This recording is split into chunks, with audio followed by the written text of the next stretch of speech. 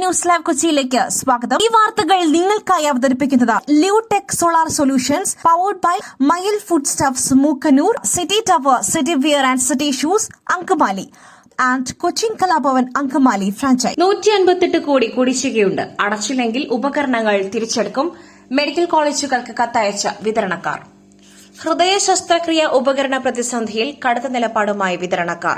നിലവിൽ വിതരണം ചെയ്ത സ്റ്റോക്ക് തിരിച്ചെടുക്കുമെന്ന് കാണിച്ച് വിതരണക്കാർ മെഡിക്കൽ കോളേജുകൾക്ക് കത്ത് നൽകി. 158 കോടി രൂപയാണ് വിതരണക്കാർക്ക് സർക്കാർ നൽകാനുള്ളത്. തിരുവനന്തപുരം മെഡിക്കൽ കോളേജിലെ കാർഡിയോളജി വകുപ്പിലെയും യൂറോളജി വകുപ്പിലെയും ശസ്ത്രക്രിയകൾ മുടങ്ങും എന്ന രൂക്ഷമായ അവസ്ഥയിലെത്തിയപ്പോഴാണ് കുടിശ്ശിക തീരുന്നതിന് മുൻപ് തന്നെ ഉപകരണങ്ങൾ മെഡിക്കൽ കോളേജിലെത്തിച്ചത്. കുടിശ്ശിക അടച്ചു തീർക്കാത്തതിനാൽ സെപ്റ്റംബർ 1 മുതൽ മെഡിക്കൽ കോളേജുകളിലേക്കുള്ള ഉപകരണ വിതരണം വിതരണക്കാർ നിർത്തിവച്ചിരിക്കുകയായിരുന്നു. മാർച്ച് 31 വരെയുള്ള എല്ലാ തുകയും അടച്ചു തീർക്കണം എന്നാണ് വിതരണക്കാർ പറയുന്നത്. ഒക്ടോബർ 5 വരെ കാത്തിരിക്കുമെന്നും എന്നിട്ടും കുടിശ്ശിക തീർത്തില്ലെങ്കിൽ നിലവിൽ നൽകിയ സ്റ്റോക്ക് തിരിച്ചെടുക്കുമെന്നും കത്തിൽ പറയുന്നു. KJ ഷൈൻ നൽകിയ അധിക്ഷേപ പരാതി. കോൺഗ്രസ് നേതാവിന്റെ വീട്ടിൽ പോലീസ് പരിശോധന. മൊബൈൽ പിടിച്ചെടുത്തു. CPIM നേതാവ് KJ ഷൈൻ നൽകിയ അധിക്ഷേപ പരാതിയിൽ പ്രതിയായ കോൺഗ്രസ് നേതാവ് ഗോപാലകൃഷ്ണന് ചോദ്യം ചെയ്യലിന് ഹാജരാകുവാൻ നോട്ടീസ് നൽകി അന്വേഷണ സംഘം. നാളെ ഹാജരാകുവാനാണ് നിർദ്ദേശം. ഗോപാലകൃഷ്ണന്റെ വീട്ടിലെ പരിശോധനയ്ക്ക് ശേഷമാണ് നോട്ടീസ് നൽകിയത്. പരിശോധനയിൽ ഫോൺ പിടിച്ചെടുത്തു. സൈബർ ആക്രമണത്തിൽ അന്വേഷണ സംഘത്തിന് മുൻപിൽ കൂടുതൽ തെളിവുകൾ KJ ഷൈൻ സമർപ്പിച്ചിരുന്നു. സാമൂഹിക മാധ്യമങ്ങളിലൂടെ അപവാദ പ്രചാരണം നടത്തിയവരുടെ പേര്, വിവരങ്ങളാണ് കൈമാറിയത്. വിവിധ ജില്ലകളിൽ നിന്നും ലഭിച്ച വിവരങ്ങളുടെ അടിസ്ഥാനത്തിൽ പുതിയ കേസുകളും രജിസ്റ്റർ ചെയ്യുവാനാണ് നീക്കം. വ്യാജ പ്രചാരണം നടത്തിയ കോൺഗ്രസ് സൈബർ ഹാൻഡിലുകളെക്കുറിച്ചും നേതാക്കളെക്കുറിച്ചും പോലീസ് അന്വേഷിക്കുന്നുണ്ട്. KJ ഷൈൻ നൽകിയ പരാതിയിൽ കുന്നംകുളത്തെ യൂത്ത് കോൺഗ്രസ് ചൊവ്വന്നൂർ മണ്ഡലം പ്രസിഡന്റ് സുജിത്തിന്റെ പേരുമുണ്ട്.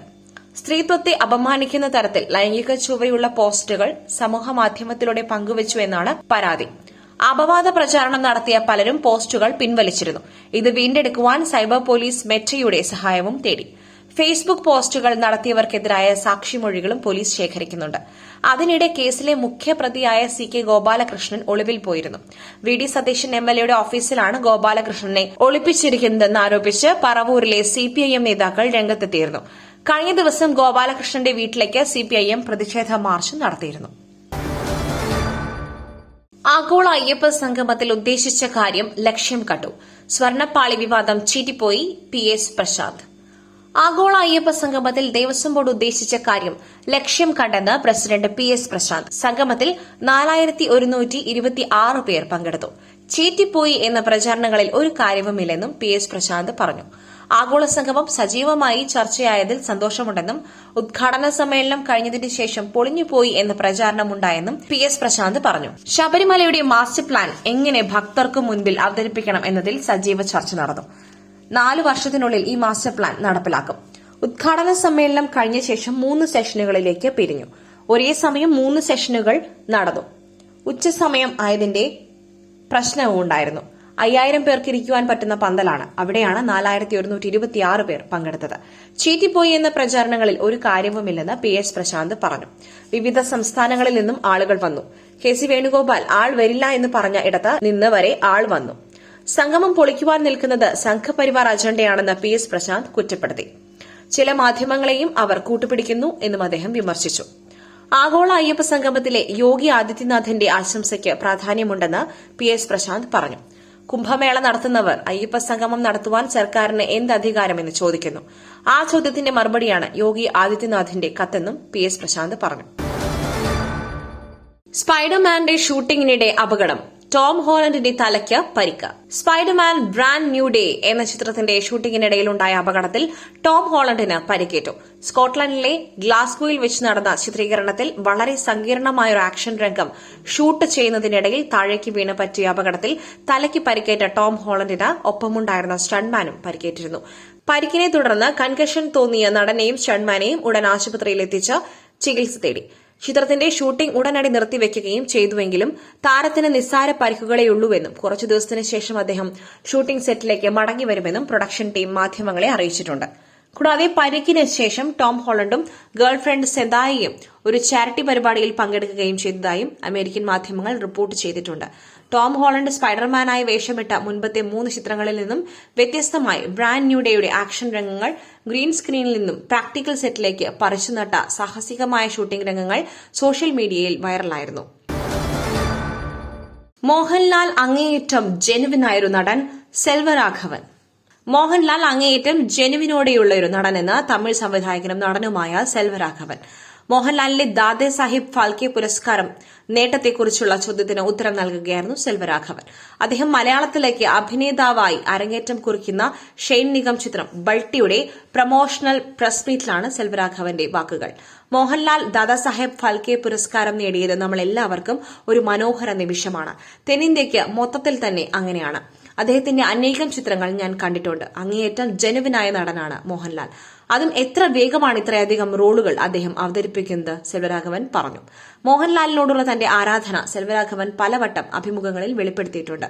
താരത്തിന്റെ ഫാൽക്കെ പുരസ്കാര നേട്ടത്തിന് പിന്നാലെ സെൽവരാഘവൻ തന്റെ എക്സ് അക്കൌണ്ടിൽ കുറിച്ചത് ഇപ്രകാരമാണ്: നമ്മുടെ മോഹൻലാൽ സാറിന്റെ നേട്ടത്തിൽ അത്യധികം സന്തോഷിക്കുന്നു. ലോക സിനിമയിലെ തന്നെ അമൂല്യ നടൻ, ശരിക്കും ഒരു ഇതിഹാസം. ഇനിയും ഒരുപാട് അംഗീകാരങ്ങൾ വരട്ടെ സർ. തമിഴ് സിനിമയിലെ മറ്റൊരു മോഹൻലാൽ ഫാൻ ബോയായ ധനുഷിന്റെ മൂത്ത സഹോദരൻ കൂടിയായ സെൽവരാഘവൻ തുടരും എന്ന ചിത്രം കണ്ട ശേഷം ആ വേഷം മോഹൻലാലിന് മാത്രമേ ചെയ്യുവാൻ സാധിക്കൂ, രാജ്യത്തെ മികച്ച നാടാണെന്നുമാണ് പ്രതികരിച്ചത്. ദൃശ്യം 2 പ്രകടനം കണ്ടാൽ മോഹൻലാൽ അഭിനയിക്കുകയാണെന്ന് തോന്നില്ല എന്ന സെൽവരാഘവന്റെ അഭിമുഖത്തിലെ വാക്കുകൾ സോഷ്യൽ മീഡിയ ഏറ്റെടുത്തിരുന്നു.